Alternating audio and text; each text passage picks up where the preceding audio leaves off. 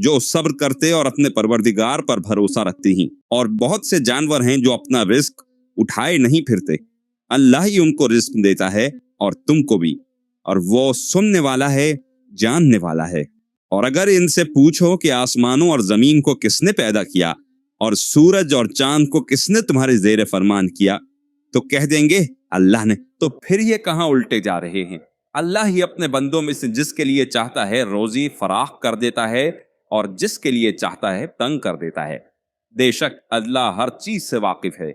और अगर तुम इनसे पूछो कि आसमान से पानी किसने बरसाया, फिर उससे जमीन को उसके मरने के बाद किसने जिंदा किया, तो कह देंगे कि अल्लाह ने। कह दो कि अल्लाह का शुक्र है, लेकिन उनमें अक्सर नहीं समझते। और ये दुनिया की जिंदगी तो सिर्फ खेल और तमाशा है, और हमेशा की जिंदगी का मकाम तो आखिरत का घर है। काश ये लोग समझते।